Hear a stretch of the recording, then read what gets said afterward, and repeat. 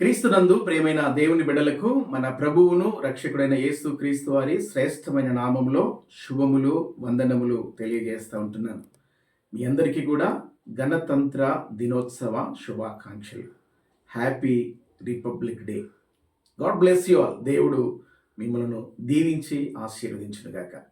మనం ఈ 5వ రోజు ఉపవాస ప్రార్థనను మనము ప్రారంభించుకుందాం. అందరూ తలలు వంచి కళ్ళు మూసుకున్నట్లయితే ప్రార్థన చేసుకుందాం. పరిశుద్ధుడైన మా దేవ, నీ ఘనమైన శ్రేష్టమైన నామమునకు కృతజ్ఞత స్తుతులు స్తోత్రములు చెల్లిస్తుంటున్నాం. గత 4 రోజులు మీరు మాకు తోడుగా ఉండి 5వ రోజు ఉపవాస ప్రార్థనలోనికి మీరు మమ్మల్ని నడిపించిన విధానం కొరకు నీకు స్తోత్రాలు ప్రభువా. నీ సన్నిధిలోనికి చేరి వచ్చిన బిడ్డలను నీ కృపలో జ్ఞాపకపరచుకోండి. వారి అక్కర్లు వారి అవసరతలు తీర్చండి. వారికి ఉన్న ప్రభువా పరిస్థితులను మీరు చక్కబెట్టండి. బలహీనులను బలపరచండి. కృంగిన వారిని లేవనెత్తండి. విశ్వాసంతో నీ సన్నిధికి చేరి వచ్చిన బిడ్డలందరినీ నీ కృపలో జ్ఞాపకపరుచుకున్నామని, పేరు పేరు చొప్పున ప్రతి ఒక్కరిని మీరు దీవించి ఆశీర్వదించమని, ఈరోజు కూడా నీ వాక్యము ద్వారా నీ దాసుని మరుగుపరిచి నాతో మాతో మాట్లాడి నీ నామానికి మహిమ తెచ్చుకున్నామని మా ప్రభువును రక్షకుడును యేసు క్రీస్తు వారి శ్రేష్టమైన నామంలో స్తుతించి ప్రార్థిస్తున్నాము తండ్రి. ఆమేన్. పెద్దగా చెప్దామా? ఆమేన్. మీ అందరికీ కూడా మరొకసారి ఈ 5వ రోజు ఉపవాస ప్రార్థనకు వెల్కమ్ తెలియజేస్తూ ఉంటున్నాము.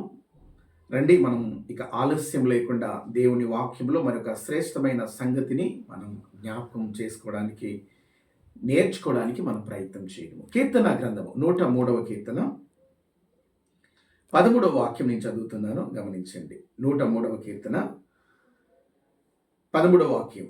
తండ్రి తన కుమారుల ఎడల జాలిపడినట్లు యెహోవా తన యందు భయభక్తులు గల వారి ఎడల జాలిపడును.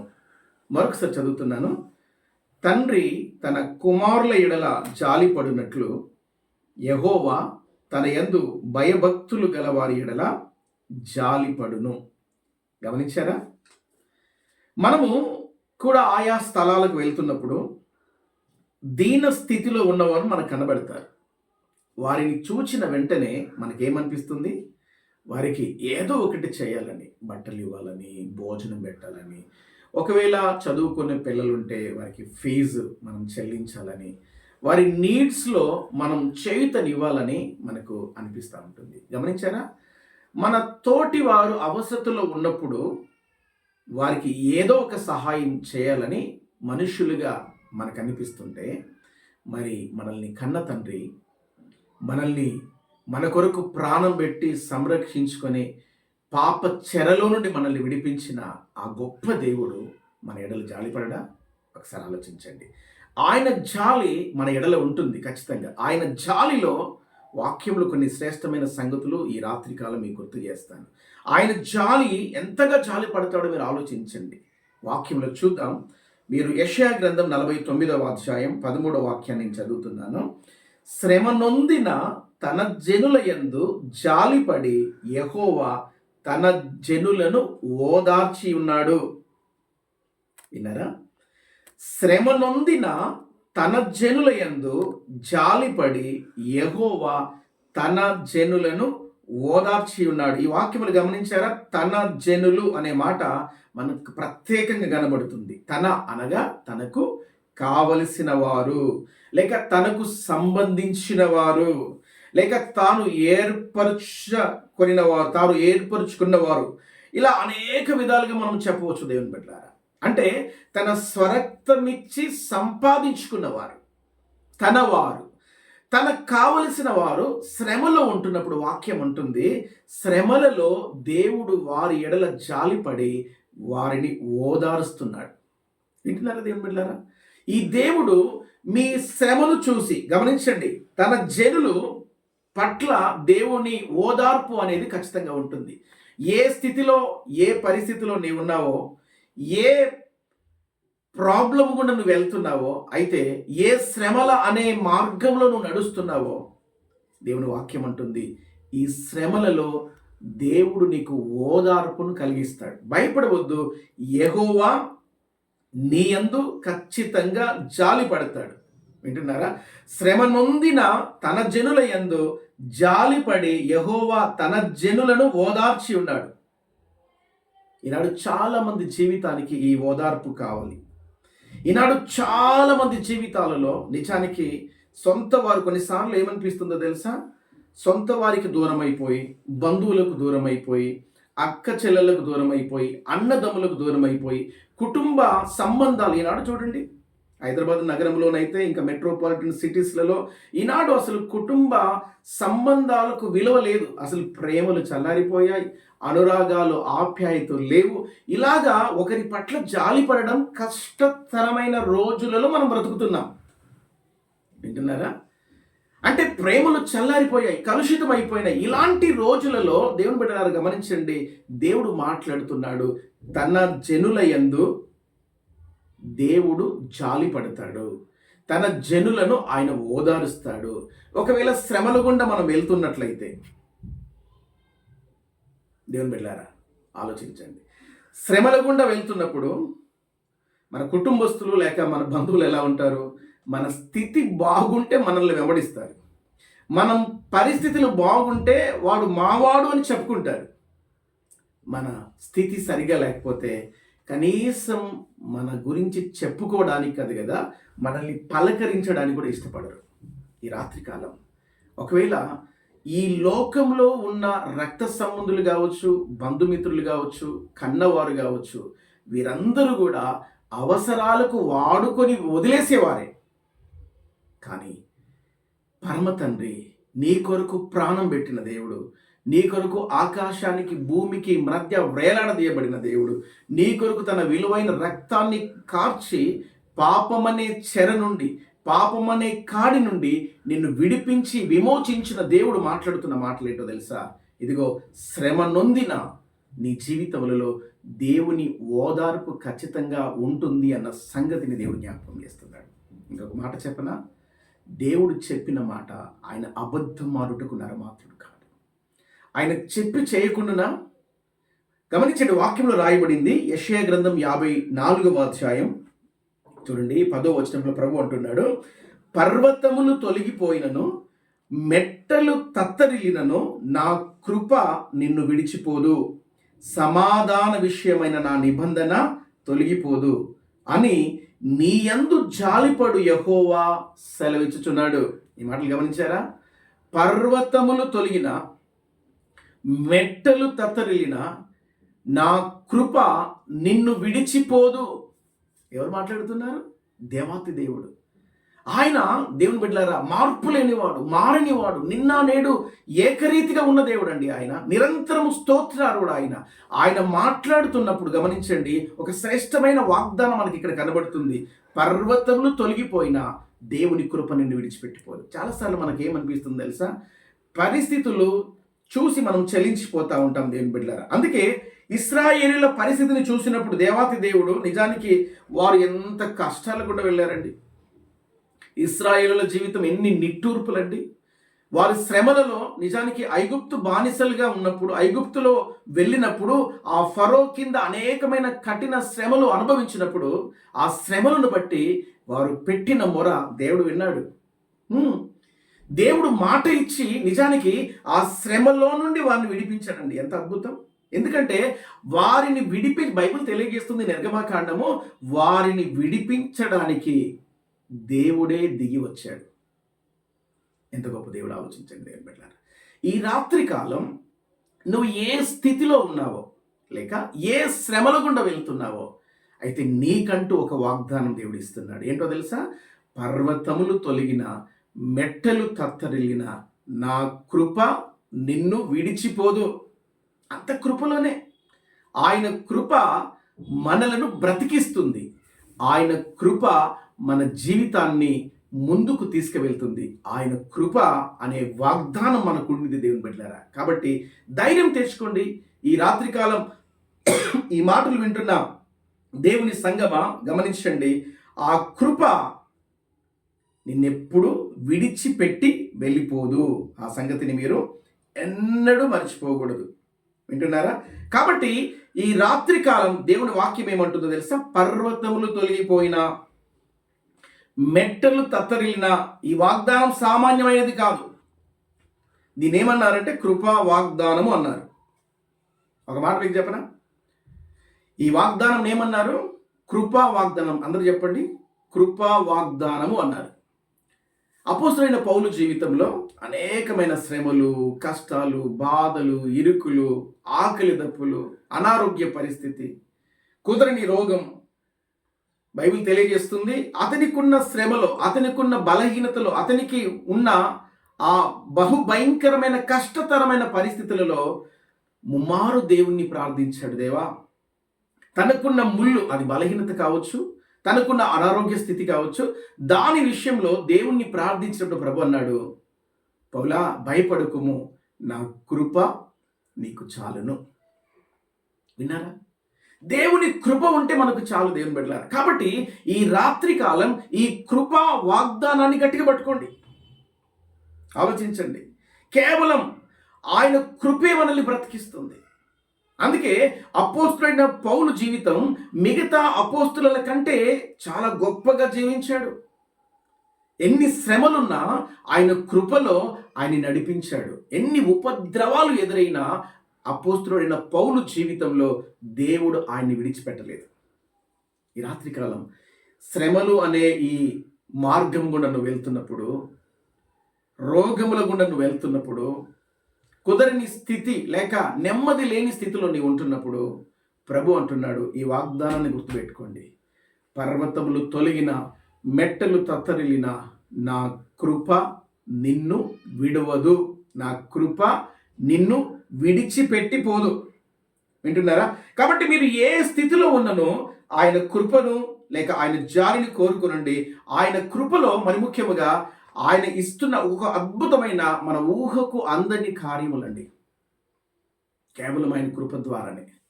కృప అంటే ఉచితంగా మనకు అనుగ్రహించబడింది, మనం యోగ్యులము కాదని తెలియచెప్పేది కృప. వింటున్నారా? ఆయన జాలిలో వాగ్దానం ఉంది, నీ ఎడల జాలి పడుతున్నాడు, నీకు కృపా వాగ్దానం ఇచ్చాడు. అన్ని వేళలలో, అన్ని సమయములలో ఈ మాట మీరు మర్చిపోకూడదు. ఒకటే, నా దేవుని వాగ్దానం నాకుంది, వాగ్దానము చేసిన వాడు నమ్మదగిన వాడు గనక ఖచ్చితంగా అది నేను పొందుకుంటాను అన్న నిశ్చయత నువ్వు కలిగి ఉండాలి. వింటున్నారా? కాబట్టి ఈ కృపా వాగ్దానం ఏముంది? దేవుని మాటలో వాగ్దానం ఉంది. ఈ వాగ్దానాన్ని మరిచిపోదు. మరొక శ్రేష్టమైన మాట మీకు జ్ఞాపకం చేస్తాను, గమనించండి. మీకా గ్రంథము 7వ అధ్యాయము 19వ వాక్యాన్ని మీ క్షేమం కొరకు చదువుతున్నాను. దయతో మీ భాగాన్ని స్పష్టంగా చూడండి. మీకా గ్రంథము 7వ అధ్యాయము 19వ వాక్యాన్ని చదువుతున్నాను. ఆయన మరలా మన యందు జాలిపడును, మన దోషములను అణిచివేయును, వారి పాపములన్నింటినీ సముద్రపు అగాధములో నీవు పడవేతువు. విన్నారా? మరలా ఆయన మరలా మన యందు జాలిపడెను. విన్నారా ఈ మాట? దేవుడు ఎంత అద్భుత రీతిగా మాట్లాడుతున్నాడు. దేవుని ప్రజలు ఎన్నో మార్లు దేవుని ప్రజలు పడిపోయారు. లోకము మనిషిని ఆకర్షిస్తుందండి, పాపము మనిషిని లాగేస్తూ ఉంటుంది. పాపముకున్న శక్తి ఏంటో తెలుసా దేవుని బిడ్డలారా? పాపముకున్న ఆకర్షణ ఏంటో తెలుసా? పాపము పదే పదే పదే లాగుతూ ఉంటుంది. రాత్రికాలం ఈ పాపం అనే ఆకర్షణకు ఒకవేళ నువ్వు లోబడ్డావేమో, ఈ పాపం అనే ఆకర్షణను లొంగిపోయావేమో, అయితే దేవుడు మరలా నిన్ను ప్రేమించి, గమనించండి, మరలా మన దోషములను అణిచివేసి వారి పాపములన్నింటినీ సముద్రపు అగాధములో పడవేశాడు. నీవున్న స్థలములో, నువ్వున్న పరిస్థితులలో ప్రభు ఇస్తున్న మరొక శ్రేష్టమైన మాట ఏంటో తెలుసా? ఇప్పటికైనా నీ స్థితిని చూసిన దేవుడు నిన్ను ప్రేమించి మరొక శ్రేష్టమైన శేష జీవితాన్ని నీకు దయచేసి నీ ఎడల ఒక గొప్ప ప్రణాళిక కలిగి ఉన్నాడన్న సత్యం నువ్వు తెలుసుకోవాలి. ఎందుకు తెలుసా? ఈ దేవుడు పాపాన్ని క్షమించాడు. పడమటికి తూర్పు ఎంత దూరమో మన పాపములను దేవుడు అంత దూరపరిచాడు. ఆయన ఎన్నడూ జ్ఞాపకం చేసుకోడు. ఆయన మాటలో ఏముందండి? పాప క్షమాపణ ఉంది. మొదటి మనం ఏం చూస్తాం? ఆయన మాటలో వాగ్దానం ఉంది. చెప్పండి ఆ మాట. ఆయన మాటలో వాగ్దానం ఉంది, ఆయన మాటలో పాప క్షమాపణ ఉంది. గమనించండి దేవుని బిడ్డలారా, నిజానికి ఈ పాపమే కదా ఆదాము మొదలుకొని ఇప్పటి వరకు ఏలుబడి చేస్తుంది. ఈ పాపమే కదా దేవుణ్ణి మనం కలుసుకోకుండా చేసింది. ఈ పాపమే కదా దేవునికి మానవునికి మధ్యలో అడ్డు గోడలుగా నిలబడింది. అయితే ప్రభు అంటున్నాడు, ఆయన మరలా మన యందు జాలిపడును. ఆల్రెడీ జాలిపడ్డాడు, ఆల్రెడీ క్షమించాడు, ఆల్రెడీ చేశాడు. ఇవన్నీ మరలా వన్ మోర్ ఛాన్స్ దేవుడు మనకి ఇచ్చాడు. దేవుని బిడ్డలారా, కాబట్టి నువ్వు ఏ స్థితిలో ఉన్నావో నీ కొరకు ప్రాణం పెట్టిన దేవుడు నీ పాపాలని క్షమించడానికి సిద్ధంగా ఉన్నాడు. మీరు అనుకోవచ్చు, ఏం చేయాలయ్యా? ఉన్న పలంగా మీ పాపమును విడిచిపెట్టి ఇదిగో ఈ గణతంత్ర దినోత్సవం సందర్భంగా ఒక నిర్ణయం తీసుకోండి. బానిస బ్రతుకుల నుండి విడుదల మనకు దొరికింది కదా. ఇదిగో పాపం అనే బానిసత్వముల నుండి నువ్వు బయటికి రా, దేవుని ఆశ్రయించు, దేవుని వెంబడించు. ఇదిగో దేవుడు నీ యందు జాలి పడుతున్నాడు. ఇంకొక మాట చెప్తున్నాను వినండి, మీరు ఎలాంటి పాపంలో ఉన్నారో ఈ దేవుడు మీరు ఒప్పుకున్నప్పుడు గమనించండి, ఆయన మిమ్మల్ని క్షమించి నిలువరమైన పట్టణంలోనికి మిమ్మల్ని దేవుడు తీసుకెళ్తాడు. చాలాసార్లు మనకి ఏమనిపిస్తుందో తెలుసా? పాపమును మనము కప్పిపుచ్చుకోవడానికి మనం ప్రయత్నం చేస్తాం. వింటున్నాను, దేవుడు ఎందుకు విడిపించాడు? దేవుడు ఎందుకు మరలా జాలి పడ్డాడు? మరలా ఎందుకు జాలి పడుతున్నాడంటే ఒకే ఒక కారణం, ఆయన ఏమండి మన పక్షమున ఉండే దేవుడు.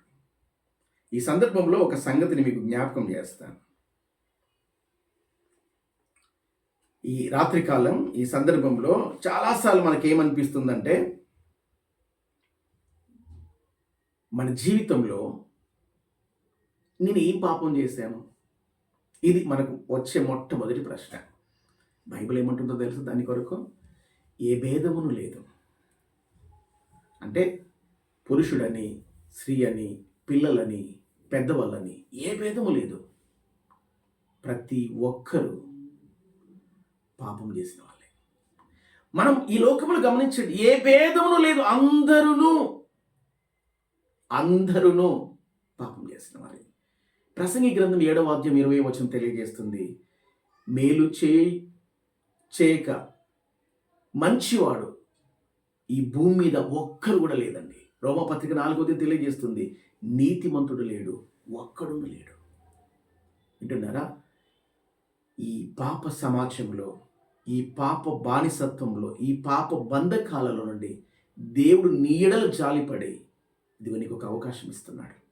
నీ కొరకే ఆదాము నుండి వచ్చిన ఆ పాపం ఏ విధంగా ఇప్పటి వరకు ఏలుబడి చేస్తుందో ఆ పాపము నుండి నిన్ను విడిపించడానికి, నీకు విడుదల కలగజేయడానికి ఇదిగో ఆయన మరొక మంచి మాటని జ్ఞాపకం చేస్తున్నాడు. ఆయన మాటలో పాప క్షమాపణ ఉంది. మీరు పాప క్షమాపణ గురించి బాగా చెప్తున్నారు పాస్టర్ గారు. మరి పాపం క్షమించబడకపోతే ఒక మాట చెప్పనా? పాప క్షమాపణ లేకపోతే తీర్పు ఎదుట మనం నిలబడాలి. మన పాపాలు క్షమింపబడితే మనము తీర్పు నుండి దాటేస్తాం, మరణము నుండి జీవమునకు దాటుతాం. దేవుని మాట విని వారి పాపాలు ఒప్పుకొని మారు మనసు పొంది రక్షింపబడిన వాడు తీర్పులోనికి రాక, తీర్పులోనికి రాక మరణము నుండి జీవములోనికి దాటి ఉన్నాడు. వింటున్నారా? కాబట్టి మీ పాపాలు క్షమించబడ్డాయా? ఇంకా దేవుని మాటలు వింటూ, చర్చిలకు వెళ్తూ, దేవుని పాటలు పాడుతూ, దేవుని కొరకు బ్రతుకుతూ, క్రైస్తవమని చెప్పుకుంటూ, దేవుని పిల్లలమని చెప్పుకుంటూ, దేవుని వారమని చెప్పుకుంటూ, ఇంకా ఒకవేళ పాప ఊబిలో ఉన్నావేమో. పాపం అనేది ఒక ఊబి లాంటిది. నువ్వు త్వరగా బయటికి రాకపోతే ఊబి లాగేస్తుంది. గమనించండి దేవుని బిడ్డలారా, వెంటనే ఇదిగో ఈ సందేశం నీ కొరకే. దేవుడు నిన్ను ఇంకా క్షమించడానికి, ఎవరిని ఆయన శిక్షించక అందరినీ క్షమించడానికి ఆయన గాయపడిన హస్తాలు నీ కొరకే చాచిపెట్టాడు. అవును, దినమెల్లా నీ కొరకు ఆయన చేతులు చాచిపెట్టాడు. తిరిగి నువ్వు ఆయన యొద్దకు వస్తావని, తిరిగి ఆయన వైపు నీ పాపపు స్థితి నుండి నువ్వు మారి పాపము కొరకు పాప క్షమాపణ పొందుకుంటావని ప్రభు ఈ మాటలు నీకు వినిపిస్తున్నాడు. వింటున్నారా? కాబట్టి రెండవదిగా ఆయన మాటల్లోనే పాప క్షమాపణ, పాపములు క్షమింపబడ్డాయి. ఒక మాటని జ్ఞాపకం చేస్తాను. మార్కు సువార్త 2వ అధ్యాయంలో ఒక పక్షవాయువు గలవాన్ని, అంటే మంచం, పెరాలసిస్ వచ్చేసింది ఒక ఆయనకి. ఒక నలుగురు వ్యక్తులు ఆ గ్రామంలో ఆయన్ని పట్టుకొని మంచముతో పాటు యేసయ్య ఉన్న ఇంటి పైకప్పు విప్పి ఆయన్ని లోపలికి పంపించారు. అసలు వారి విశ్వాసాన్ని చూసి దేవుడు ఆశ్చర్యపోయాడు. అసలు వీరికి ఎంత విశ్వాసం ఉందని ప్రశంసించాడు. తర్వాత ఒక మాట అన్నాడు. ఆ పక్ష వాయువు గలవానితో అన్నాడు, ఇదిగో నీ పాపములు క్షమింపబడి ఉన్నవి, నీవు మంచం ఎత్తుకొని నీ ఇంటికి వెళ్ళిపో అన్నాడు. ఈ మాట గమనించారా? నీ పాపములు క్షమింపబడ్డాయి. ఎవరు మనుషులు కాదండి. నేనంటాను, నీ పాపం క్షమింపబడిందా? నీ పాపం ఒప్పుకున్నావా? బైబిల్ తెలియజేస్తుంది 28వ అధ్యాయం 13వ వచనం, సామెతల గ్రంథం, అతిక్రమములను దాచిపెట్టువాడు వర్ధిల్లుడు, వాటిని ఒప్పుకొని విడిచిపెట్టువాడు కనికరము పొందును. దేవుని కనికరం, దేవుని చాలి, దేవుని ప్రేమ, దేవుని వాగ్దానం, దేవుని ఆశీర్వాదం నువ్వు పొందుకోవాలంటే నీ జీవితంలో పాప క్షమాపణ జరగాలి. పాప క్షమాపణ జరగకపోతే తీర్పు దగ్గర, న్యాయపీఠం దగ్గర నిలువబడవలసిన అవసరం ఉంటుంది. మీకు 2 విషయాలు చెప్పాను. ఆయన మాటలో వాగ్దానం ఉంది. ఏ పరిస్థితిలోనైనా వాగ్దానాన్ని గట్టిగా పట్టుకోండి. రెండవది, ఆయన మాటలో పాప క్షమాపణ ఉంది. మన పాపానికి ఈ భూమి మీదనే క్షమాపణ జరగాలి, ప్రాయశ్చిత్తం జరగాలి. వింటున్నారా? ఈ భూమి మీద ఆయన యందు విశ్వాసం ఉంచి మన పాపాలను ఒప్పేసుకొని క్రీస్తును స్వంత రక్షకుడిగా అంగీకరిస్తే సరిపోతుంది. ఎలా జరుగుతుందో తెలుసా? యేసు క్రీస్తుని నీ నోటితో ఒప్పుకొని నీ హృదయం ముందు విశ్వసించి నీ పాపమును ఒప్పుకొని దేవుని సన్నిధిలో మారు మనసు పొంది నువ్వు రక్షించబడితే పని అయిపోతుంది. నీ పాప క్షమాపణ జరుగుతుంది. ఈ 2వ సంగతి మీరు గుర్తుపెట్టుకోండి. ఇంకా క్రీస్తును సొంత రక్షకుడు అంగీకరించలేదేమో, ఇది మిక్కిలి అనుకూలమైన సమయం. ఇదే రక్షణ దినం. దేవుడు నీ కొరకే ఈ మాటలు వినిపిస్తున్నాడు. ప్రైజ్ ది లార్డ్, హల్లెలూయా. ఇక 3వదికి మనం చూస్తాం రండి. రాజుల 2వ గ్రంథం 13వ అధ్యాయం 22వ వచనాన్ని నేను చదువుతున్నాను. యెహోయాజు దినములన్నీ సిరియా రాజైన అజయేలు ఇజ్రాయేలు వారిని బాధ పెట్టెను, కానీ యెహోవా వారి మీద జాలిపడి వారి యందు దయ ఉంచి అబ్రహాము, ఇస్సాకు, యాకోబులతో తాను చేసి ఉన్న నిబంధనను బట్టి వారి యందు లక్ష్యము నిలిపి వారిని నాశనము చేయనొల్లక ఇప్పటికీ తన సముఖములో నుండి వారిని వెళ్ళగొట్టక ఉండెను. విన్నారా? ఈ మాటలు గమనించారా? యెహోవా వారి మీద జాలిపడి వారి యందు దయ ఉంచి అబ్రహాము, ఇస్సాకు, యాకోబులతో చేసిన నిబంధనను దేవుడు జ్ఞాపకం చేసుకున్నాడు. ఒకటి, ఆయన జాలిలో లేక ఆయన మాటలో వాగ్దానం ఉంది. 2, ఆయన జాలిలో లేక ఆయన మాటలో పాప క్షమాపణ ఉంది. 3, ఆయన జాలిలో లేక ఆయన మాటలో నిబంధన ఉంది. ఈ దేవుడు నిబంధనను మర్చిపోయేవాడు కాదండి. ఈ దేవుడు మాట ఇచ్చి నెరవేర్చేవాడు. గమనించండి, చాలాసార్లు క్లిష్టమైన పరిస్థితులలో మనం గమనించండి, ఆ రాజు ఎలాగ ఉంది పరిపాలన? యెరోబాము చేసిన పాపాన్ని విడవక చేయించు వస్తున్న ఆ సమయములలో ఇశ్రాయేలు మీద వారు చాలా చాలా చాలా చాలా బాధ పెట్టారు. అలాంటి క్లిష్టమైన పరిస్థితులలో దేవుడు వారికి సహాయకుడిగా ఉన్నాడు. ఎందుకు తెలుసా?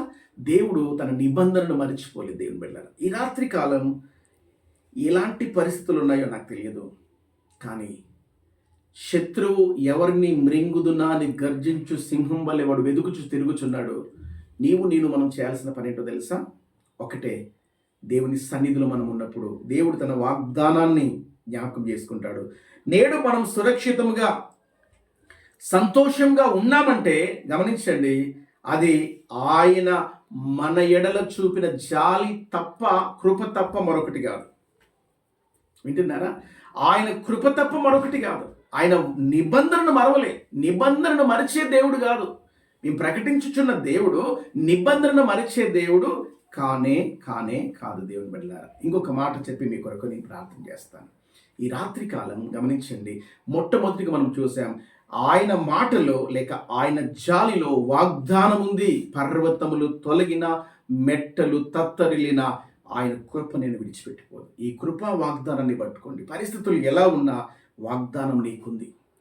Praise the lord. రెండవదిగా మనం ఏం చూసాం? ఆయన మాటలో లేక ఆయన జాలిలో లేక పాప క్షమాపణ ఉంది. తీర్పు యుద్ధం నిలబెట్టే దేవుడు కాదు. ఇంకా ఎందుకు ఆలస్యం చేస్తున్నాడు? నీ కొరకే, నీ రక్షణ కొరకే, నీ మారు మనసు కొరకే. ఇంకా నీ జీవితం లోకం నుండి విడిచిపెట్టి వేరైపోయి క్రీస్తును సొంత రక్షకుడిగా అంగీకరించి క్రీస్తు వెలుగులను నడవాలని దేవుడు ఇంకా ఇన్ని విపత్తుల నుండి దేవుడు నిన్ను రక్షించాడు. కరోనా లాంటి ఎన్ని విపత్తులండి. మన తరములో ఈ కరోనా లాంటి మహా విపత్తు ఇంకొకటి రాదేమో, ఇంకొకటి ఉండదేమో. అయినా దేవుడు ఎందుకు రక్షించాడు తెలుసా? ఈ మాటలు నువ్వు విని నీ హృదయమందు క్రీస్తును సొంత రక్షకుడిగా అంగీకరించి నీ జీవితంలో పాప క్షమాపణ జరిగి ప్రభువు కొరకు నువ్వు జీవించాలని దేవుడు, ఇదిగో ఆయన జాలిలో పాప క్షమాపణ ఉంది, ఆయన మాటలో పాప క్షమాపణ ఉంది. ఇక మూడోది మనం ఏం చూసాం? ఆయన జాలిలో లేక ఆయన మాటలో నిబంధన. చూడండి, రాజుల 2వ గ్రంథం 13వ అధ్యాయం నిన్న చదువుతున్నాను. ఇలాంటి క్లిష్టమైన పరిస్థితుల్లో రాజైన యెహోయాజు ఏం చేశాడు? దేవుని తట్టు తిరిగి ఆయన వేడుకున్నాడు. కొన్నిసార్లు మన జీవితంలో కూడా కొన్ని వ్యతిరేకతలు వస్తాయి. కొంతమంది మన మీదకి దండెత్తి వస్తారు. అలాంటి సందర్భంలో మనం చేయాల్సిన ఏం తెలుసా? విడిచిపెట్టవలసినవి విడిచిపెట్టి సరి చేసుకోవలసినవి సరి చేసుకొని దేవునిని వేడుకోవాలి. దేవునికి మీరు మరలా చెప్తున్నాను, ఏదైతే విడిచిపెట్టవలసినవి విడిచిపెట్టి సరి చేసుకోవలసినవి సరి చేసుకొని దేవుణ్ణి వేడుకోవాలి. ఈ కష్టమైన క్లిష్ట పరిస్థితుల్లో నేనేం చేయాలి ప్రభువా? దేవుని అడగాలి. అప్పుడు ఆ దేవుడు మన యందు జాలిపడి తన వాగ్దానాన్ని లేక తన నిబంధనను జ్ఞాపకం చేసుకుంటాడు. గమనించారా? అందుకే ఆ మాటలు ఏమని రాయబడి ఉంది? వేడుకొనగా, ఆయన సన్నిధిలో ఉండి వేడుకున్నప్పుడు దేవుడు వారి ఎడల జాలిపడి తర్వాత తరంను నాశనం చేయకుండా ఇప్పటికీ తన సముఖంలో నుండి వారిని వెళ్ళగొట్టక ఉండనిచ్చెను. ఎంత గొప్ప దేవుడు అండి ఆయన! మనం ఒప్పుకుంటే, మన జీవితాలలో దేవుణ్ణి వేడుకుంటే ఆయన నిబంధనను జ్ఞాపకం చేసుకొని మనల్ని నిలబెట్టేవాడు. నీకు వ్యతిరేకంగా ఎంతమంది అయినా దండెత్తి రానివ్వండి, దేవుడు నీ పక్షంగా ఉన్నట్లయితే, దేవుని నువ్వు వేడుకున్నట్లయితే, దేవుని నీడలోనికి నువ్వు రాగలిగితే, దేవుని నువ్వు ఆశ్రయించగలిగితే నీ జీవితంలో నా దేవుడు తప్పకుండా కార్యములు జరిగిస్తాడు. ప్రైజ్ ది లార్డ్, హల్లెలూయా. ఇక చివరిగా ఒక్క మాట చెప్పి నేను ప్రార్థన చేస్తాను. లూకా సువార్త 10వ అధ్యాయం నేను చదువుతున్నాను, గమనించండి. ఇక్కడ 30 నుండి ఆ భాగం అంతా మీరు చదవండి. కాగా దొంగల చేతిలో చిక్కిన వానికి, విన్నారా? ప్రభు అంటున్నాడు, అక్కడ ఒక స్టోరీ చెప్పాడు. మీకు తెలుసు కదా, మంచి సమరయుడు. ఎవరండి ఆయన? మంచి సమరయుడు. ఆ స్టోరీలో ఏముంది? ఒక వ్యక్తి అంట యెరూషలేము నుండి యెరికోకు వెళ్తున్నాడు. యెరూషలేము అనేది దేవుని స్థలం లేక దేవుని ప్రార్థనా స్థలం. అది దేవుని స్థలం. యెరూషలేములో దేవాలయం ఉండింది. కానీ ఈ వ్యక్తి యెరూషలేమును విడిచిపెట్టి యెరికోకు ప్రయాణమై వెళ్ళాడు. గమనించండి, ఈనాడు చాలా మంది యెరూషలేము నుండి దిగిపోతున్నాడు యెరికోకు. ఈనాడు చాలా మంది దేవుని సన్నిధి నుండి దూరం వెళ్ళిపోతున్నారు. దేవుని సన్నిధి నుండి వైదొలిగిపోతున్నారు. యెరూషలేము నుండి ఎరికో తెలుసు కదా, శాపగ్రస్తమైన స్థలం. ఎరికో మీరు గమనించండి, సుంకపు గుత్తదాడుండగా జక్కయ్య గమనించండి, ఎరికో నిజానికి శాపగ్రస్తమైన స్థలం. మీకు ఒక మాట చెప్తాను, ఆ ఎరికో శాపగ్రస్తమైన స్థలంలో నుండి ఒక వస్త్రాన్ని, బంగారు కమ్మిని తీసుకుని ఆకాను కుటుంబం ఏమైపోయింది? మీరు యెహోషువ గ్రంథము 7వ అధ్యాయం తర్వాత మీరు చదవండి. అలాంటి శపితమైన శాపగ్రస్తమైన స్థలానికి ఒక వ్యక్తి వెళ్తున్నాడు. ఒక మనుషుడు ఎక్కడ నుండి? యెరూషలేములో నుండి యెరికోకు దిగి వెళ్ళుచున్నాడు. నీ భక్తి జీవితంలో, నీ ఆత్మీయ జీవితంలో దినదినము పైకి ఎక్కిపోవాలి కానీ దిగిపోకూడదు. గమనించండి. అయితే ఆ వ్యక్తి దారి మధ్యలో ఉన్నప్పుడు దొంగలు ఆయన్ని కొట్టేశారు. ఆయన్ని కొట్టేసి ఆయన దగ్గర ఉన్న అన్ని దోచుకొని వెళ్ళిపోయారు. ఇప్పుడు ఏమి అక్కడ దోచుకొని వెళ్ళిన తర్వాత బైబిల్ ఏముంటుంది? ఒక మనుషుడు వచ్చాడు, విన్నారా? ధర్మశాస్త్రోపదేశకుడు వచ్చాడు. గమనించండి, యాజకుడు వచ్చాడు, లేవీయుడు వచ్చాడు. వీళ్ళు సామాన్యమైన వారా? యాజకుడు లేవీయుడు కాదు. యాజకుడు వచ్చాడు, ప్రీస్ట్ వచ్చాడు, చూశాడు, ప్రక్కకి వెళ్ళిపోయాడు. లేవీయుడు వచ్చాడు, చూశాడు, ప్రక్కకి వెళ్ళిపోయాడు. నిజానికి వీళ్ళు యాజకుడు, లేవీయులు దేవుని సన్నిధిలో ప్రజల పక్షంగా నిలుచు భాగ్యవంతులు. అలాంటి అత్యున్నతమైన ఆత్మీయ స్థితిలో ఉన్నవారు సాటి మనిషికి సహాయము చేయలేని స్థితిలో ఉన్నారు. మరలా చెప్తున్నాను, యాజకుడు లేవీయుడు ఉన్నతమైన స్థానంలో ఉన్నారు, కానీ కష్టములలో ఉన్న ఒక వ్యక్తికి, దొంగల చేత కొట్టబడిన ఒక వ్యక్తిని చూసి సైడ్ అయ్యి వెళ్ళిపోయారు, ప్రక్కకు వెళ్ళిపోయారు. అదే మార్గంలో గమనించండి, ఏమనాలి వీరిని ఈనాడు అసలు ఏమని చూడండి, సాటి మనిషికి చేయుతనివ్వని భక్తి ఏంటండి? అది భక్తి అంటారా? ఈనాడు దేవుడు మనల్ని ప్రేమించాడు. మన ప్రేమను ఇతరులకు మనం పంచకపోతే, భారతదేశము నా మాతృభూమి, భారతీయులందరూ నా సహోదరి సహోదరులు, మరి ఎందుకు ఇన్ని అరాచకాలు జరుగుతున్నాయి? ఎందుకు ఇంత విధ్వంసాలు జరుగుతున్నాయి? ఉందంటారా ఆ సమానత్వం? ఉందంటారా ఒకరి పట్ల ఒకరికి ప్రేమ? ఉందంటారా ఒకరి పట్ల ఒకరికి జాలి? కాబట్టి నా భారతదేశం కొరకు ప్రార్థన చేయాలి. దేవుని బిడ్డలారా, ఇది ముఖ్యమైన మాట నేను మీకు జ్ఞాపకం చేసేది. ఇక్కడ యాజకుడు ప్రక్కకి వెళ్ళిపోయాడు, లేవీయుడు ప్రక్కకి వెళ్ళిపోయాడు. అయితే ఒక సమరయుడు, ఎవరంట? అదే మార్గమున ఒక సమరయుడు. మీకు తెలుసు కదా, సమరయుడు అన్నప్పుడు ఒక మాట మీకు చెప్పాలి. సుకారాను బావి దగ్గర సమరయ స్త్రీ ఉంది. సమరయులు యూదులకు సాంగత్యం ఉండదు. సమరయులు అంటే అంటరాని వాళ్ళు. గమనించండి, అసలు ఒక సమరయుడు ఆ మార్గమున వెళ్ళి ఆ దొంగల చేతిలో కొట్టబడిన ఆ వ్యక్తిని చూసి చలించిపోయాడండి. తట్టుకోలేకపోయాడు. ఆ గాడిద దిగి తనకు గాయాలు కట్టి నీళ్ళిచ్చి గాడిద మీద తన వాహనం మీద ఎక్కించుకొని అతన్ని పరామర్శించి అతని గాయాలు కట్టి పూటకుల్ల వాని ఇంటికి తీసుకెళ్ళాడు. వింటున్నారా బిడ్డలారా? ఈ రాత్రి కాలం యాజకుడు, లేవీయుడు, సమరయుడు, యేసుక్రీస్తు నిన్ను నన్ను ప్రేమించి ఒక మంచి సమరయుడిగా ఉన్నాడు. నీ కొరకు నా కొరకు ప్రాణం పెట్టడానికి వెనుకాడలే. అంత గొప్ప ప్రేమమయ్యాడు ఆయన. వింటున్నారా? గమనించండి, ఆయన జాలిలో మనకేం కనబడుతుందంటే ఔన్నత్యం కనబడుతుంది. కొట్టుమిట్టాడుతున్న రక్తపు మడుగులో కొట్టుమిట్టాడుతున్న గాయముల చేత బాధలో ఉంటున్న ఆ వ్యక్తిని చూసి తన గాయాలు కట్టాడు. ఈ రాత్రి నువ్వు ఏ గాయాల చేత బాధింపబడుతున్నావో, గుండె చెదిరిపోయావేమో, నీ గాయాలకు స్వస్థత లేదేమో, ఇదిగో మంచి సమరయుని వలె నా ప్రభువు నీ గాయాలు కట్టుటకు సిద్ధంగా ఉన్నాడు.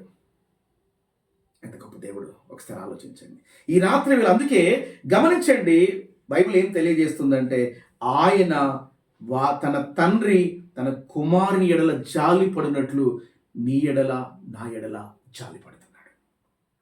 జాలిపడి నీ గాయాలు, ఒకవేళ శరీర గాయాలా, ఆత్మీయ గాయాలా, శరీర రోగమా, ఆత్మీయ రోగమా, అది ఏదైనా కూడా స్వస్థపరచువాడు ఆయనే. నీ గాయాలు కట్టువాడు ఆయనే. నిన్ను పరామర్శించేవాడు ఆయనే. నీ యందు జాలిపడే గొప్ప దేవుడు ఉన్నాడని ప్రకటిస్తున్నా ఈ రాత్రికాలం. ఆయన జాలిలో వాగ్దానం ఉంది, మర్చిపోకండి. ఆయన జాలిలో పాప క్షమాపణ ఉంది. ఆయన జాలిలో నిబంధన ఉంది. ఆయన జాలిలో ఔన్నత్యం ఉంది. అవును, పక్కకు అందరూ వెళ్ళిపోతారేమో నిన్ను చూసి, కానీ నా మంచి సమరయుడైన యేసుక్రీస్తు, అవును, నీ కొరకే, నీ గాయాలు చూసి ప్రక్కకి వెళ్ళిపోయే దేవుడు కాదండి ఆయన. నీ గాయాలు కట్టి నిన్ను పరామర్శించి, ఇదిగో నిన్ను బాగు చేయడానికి ఈ మాటలు దేవుడు వినిపిస్తున్నాడు. వస్తావా ఆయన సన్నిధిలోనికి? అప్పగించుకుంటావా నీ జీవితాన్ని? ఇదిగో, అవును ప్రభువా, ఈ 5వ ఉపవాస రోజు నీ సన్నిధిలో ప్రభువా, అయ్యా, నేను శ్రమల గుండా వెళ్తున్నప్పుడు, కష్టముల గుండా వెళ్తున్నప్పుడు నా కొరకు నువ్వు ఇచ్చిన వాగ్దానం నేను గట్టిగా పట్టుకుంటాను. అవునయ్యా, శత్రువు నా మీదకి దండెత్తి వచ్చినప్పుడు, అవునయ్యా, నేను నీ వైపు తిరుగుతాను. నా దాగుచోటు నీవే, నా బలం, నా ఆశ్రయ స్థానం నీవే ప్రభువా. నేను అటు ఇటు పరిగెత్తకుండా నీ మాటను గట్టిగా పట్టుకుంటాను ప్రభువా. అవునయ్యా, నీ మాటలో నిబంధన ఉంది ప్రభువా. అబ్రహాము ఇస్సాకుతో చేసిన నిబంధనను నువ్వు మర్చిపోయే దేవుడు కాదు దేవా. నిబంధన మీరే దేవుడు కాదయ్యా. గొప్ప దేవుడు అని నమ్ముతున్నాను దేవా. ఇదిగో నా పాపాలను క్షమించి ఇదిగో నాకిచ్చిన ఈ స్థితి కొరకు నీకు వందనాలయ్యా చెప్పగలుగుతావా? అవును. ఒకవేళ నువ్వు అలా చెప్పగలిగితే ఈ దేవుని జాలి, ఈ దేవుని వాగ్దానం, ఈ దేవుని నిబంధన, ఈ దేవుని కరుణా హస్తం నీ మీదనే చాపబడి ఉంది. Don't waste your time. ఇంతకాలం వేస్ట్ చేసావు, ఇంతకాలం కాలం వృధా చేసావు. ఇప్పుడే నీ జీవితంలో క్రీస్తుని సొంత రక్షకుడిగా అంగీకరించి, అవునయ్యా నా పాపముల కొరకే నువ్వు దిగి వచ్చావు, నా బానిస బ్రతుకును విడిపించడం కొరకే దిగి వచ్చావు, నా చీకటి కట్లలో నుండి నన్ను విడిపించడం కొరకే దిగి వచ్చావు. నీ అందు నేను విశ్వాసం ఉంచుతున్నాను. అవునయ్యా నువ్వు వాగ్దానం చేసిన దేవుడు ప్రభువా, మా యందు జాలి పడే దేవుడు అయ్యా, జాలిలో వాగ్దానం ఇచ్చి మమ్మల్ని నడిపించే గొప్ప దేవుడు నాయనా, నీకు స్తోత్రాలు. ఈ రాత్రికాలం, ఈ రాత్రి వేళలో నీ సన్నిధిని ఆశ్రయిస్తున్నాను, నీ సన్నిధిని కోరుకుంటున్నాను. నన్ను క్షమించవా? నాకు నూతన జీవితాన్ని ప్రసాదించవా? తల్లి మరిచిన, తండ్రి విడిచిన, నన్ను విడవని ఎడబాయిని దేవుడవని ప్రభువా నేను తెలుసుకున్నాను. నా శేష జీవితం నీ చేతులు పెడుతున్నాను ప్రభువా. ఇక నుండి ఈ గణతంత్ర దినోత్సవం రోజు నుండి నీ కొరకు నేను బ్రతుకుతాను ప్రభువా, నీ కొరకు నేను జీవిస్తాను ప్రభువా, నీ కొరకు నా శేష జీవితాన్ని సమర్పించుకుంటాను ప్రభువా. నేను అటు ఇటు కాకుండా స్థిరముగా అయ్యా, నన్నైతే ఎవరు చేర్చుకోలేదు ప్రభువా. అందరూ యాజకుడి వలె, లేవీల వలె పక్కకి వెళ్ళిపోయారు, కానీ నన్ను హక్కున చేర్చుకున్న గొప్ప దేవుడవు. నా శేష జీవితాన్ని నీ చేతికి అప్పగించుకుంటున్నాను. నన్ను బలపరిచి, నన్ను నడిపించి, నీ బిడ్డగా నన్ను అంగీకరించు ప్రభువా అని ఒకవేళ ఒక చిన్న ప్రార్థన చేస్తావా? ఒక చిన్న ప్రార్థన చేస్తావా నాతో పాటు? ఈ రాత్రికాలం తలలో ఉంచండి, కళ్ళు మూసుకొని ఒక చిన్న ప్రార్థన నేను ముగిస్తున్నాను. ఒక చిన్న ప్రార్థన చేసుకొని, అవునయ్యా కళ్ళు మూసుకోండి. ప్రేమ కలిగిన దేవా, నా కొరకు ప్రాణం పెట్టి, నా పాపం కొరకు ప్రాణం పెట్టి నన్ను రక్షించుకున్న గొప్ప దేవా నీకు స్తోత్రాలు. నీ మాటలు నమ్ముతున్నాను, నీ యందు విశ్వాసం ఉంచుతున్నాను. నన్ను దీవించండి, నా పాపములను క్షమించండి, నన్ను నీ బిడ్డగా స్వీకరించండి. అవునయ్యా, శ్రమల గుండా నిన్ను వెళ్ళినప్పుడు నీ వాగ్దానము నాకు ఉన్నది అన్న సంగతిని నాకు గుర్తు చేశావు. పర్వతములు తొలగిన, మెట్టలు తత్తరిల్లిన నా కృప నిన్ను విడిచిపోదు అని చెప్పావు ప్రభా. నీ మాట నమ్ముతున్నాను ప్రభా. ఈనాడు నీ మాట నమ్ముతున్నాను ప్రభా.